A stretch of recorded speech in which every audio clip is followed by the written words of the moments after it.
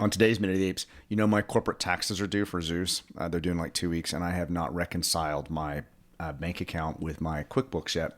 So I've got like hours and hours of work, but I know it's important because my tax accountant will always tell me the importance of debits and credits.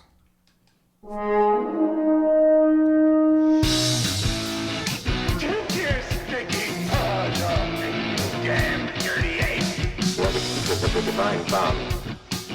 The only good human is a dead human. There is fire, there is smoke. The minute of the apes. The minute of the apes. The minute of the apes. The minute of the apes. Yay!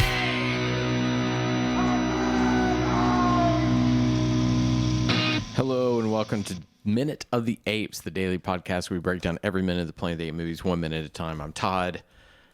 Sean's over there typing furiously, but I have a question for my friend across the table from me. Mm-hmm. Do you have secret children somewhere?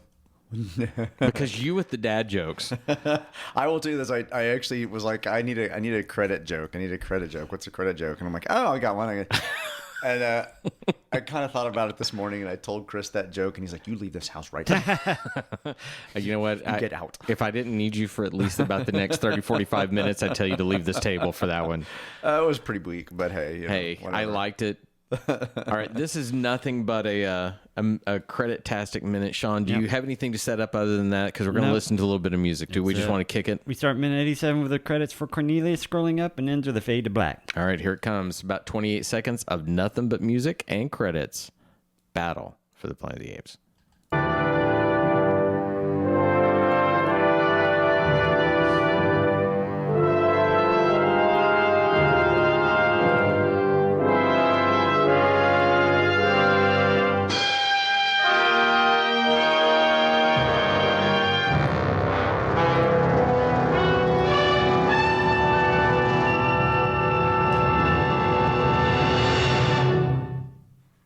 As of minute 87, we have a surprisingly alive village worth of apes and humans, plus a much smaller ghost city worth of radioactive people, a lawgiver's school children's worth of apes and kids and all this other shit, and Nola. So basically, the big standout credits, I want to give Heather Lowe as the doctor a nice little shout since she showed up with her cute little Marianne face. We've got Bobby Porter acknowledged here as Cornelius. We got John Landis. John Landis, yeah, Jake's that was the one friend. instead of me. Like, oh, hey, he actually got some as credit. Jake's friend. Uh-huh. And then Mutant on Motorcycle. And then we have John Huston as the lawgiver before we see the Arthur B. Jacobs International production company. God almighty. That was hard. It was. So here we are. It's the end. There's not a lot to discuss. We linger all of our credits over the shot of The crying statue. Yes, the crying statue. All right. So yesterday, Sean, you told us your thought of this film. Now I'm going to open the discussion to the entire series. All right, so Of these 5 films, no other. We are not including the Burton. We are not including the new ones. yeah. Rank the 5 films for yourself. Okay, so we going from worst to best or best to worst? Go worst to best. All right, so worst has got to be Beneath. Mm-hmm. I think Beneath is worst. Then, and then this one, Battle, Conquest, Escape, Planet of the Apes. Richard?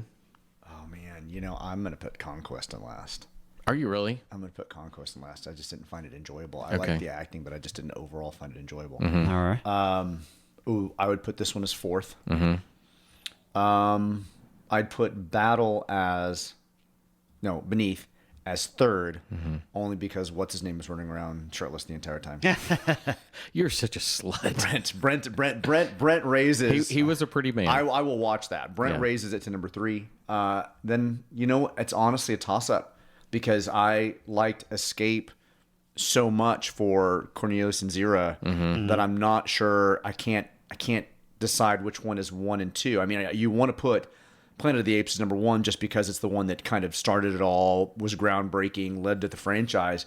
But Escape is kind of more enjoyable. I think I want to watch Escape again. I would immediately put that one on. I'd say Planet of the Apes is 2 and Escape is 1.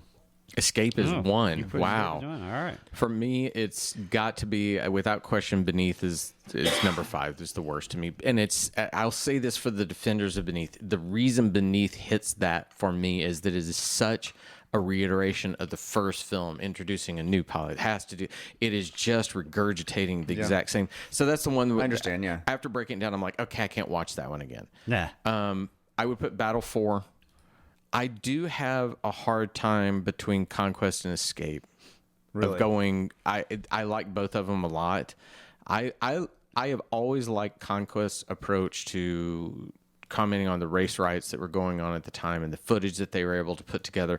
It is, having broken it a minute at a time. Now I see all the things like the scary Caesar showing up and looking at people out of the blue and the apes doing things. Now I don't know that I can ever look past that. So you know what? I think I just made my decision. It is then Conquest. Escape is my second. And to me, you can't not put the original one first for me.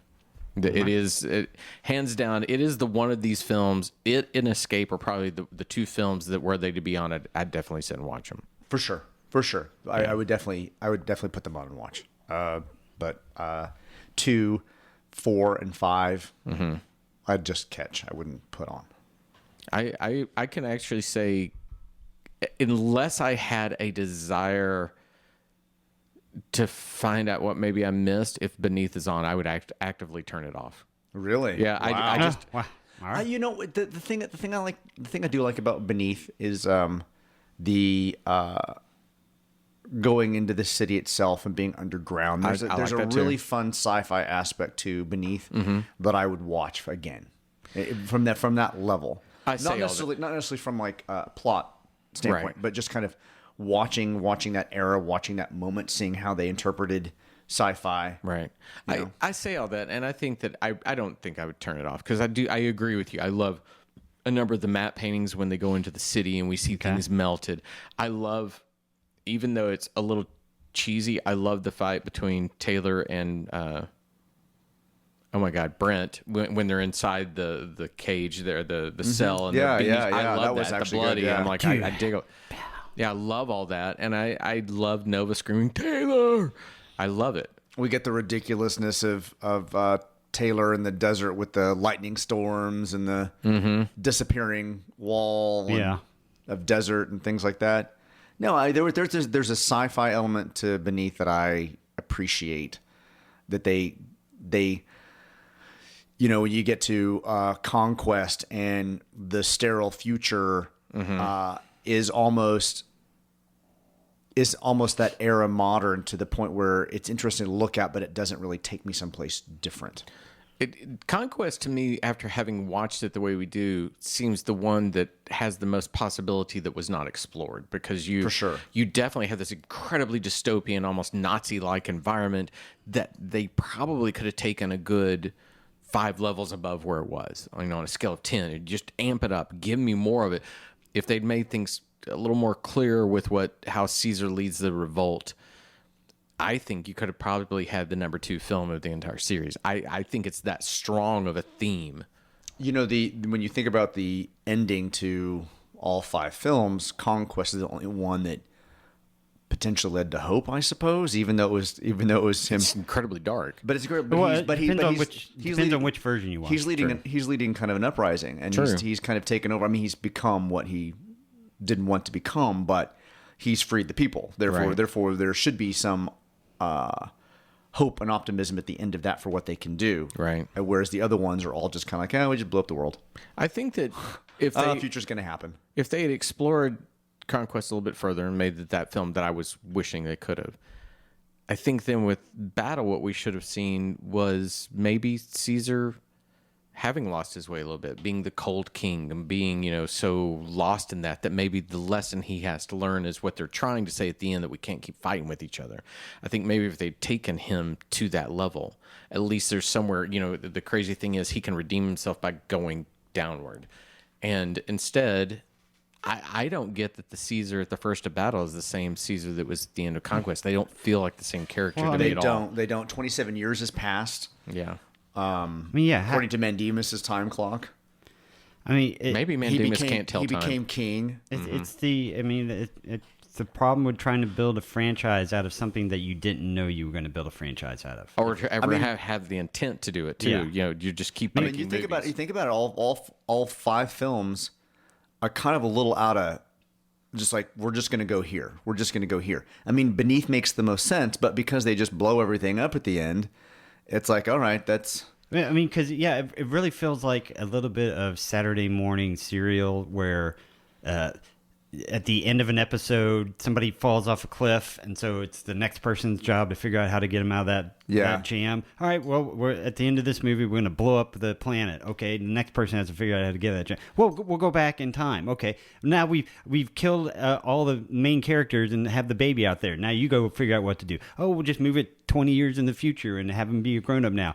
Oh, now we just ruined the city and the apes are on march. What are we going to do? You figure it out. Oh, we'll just jump 27 years in the future and just skip all that shit. I do think that you can have interesting ideas by that, you know, where it's just, we have to figure things out. Because think about this. Heston demands they blow up the planet at the end of Beneath. I know. And they end up coming up with a brilliant concept for escape of, now it's a little push how they learn to fly a spaceship that quick and get off. Right. But if you can get over that, that's a great concept. Somebody said, you know what? Let's have them escape, and they now are the fish out of water. Let's take They flip the movie, you're taking the first film and flipping it where Beneath took the first film and reiterated it. At least you're doing something new to it. Well, So Beneath was the Hangover 2 of its time, and Hangover 3. Without question. Yeah. if you think of 3, 4, and 5, though, they become about periods of Caesar's life. Even though the first movie is basically just his birth, number 3 is basically just his birth, then jumps to his future, and then even his ultimately leadership. I mean, it is kind of following now him.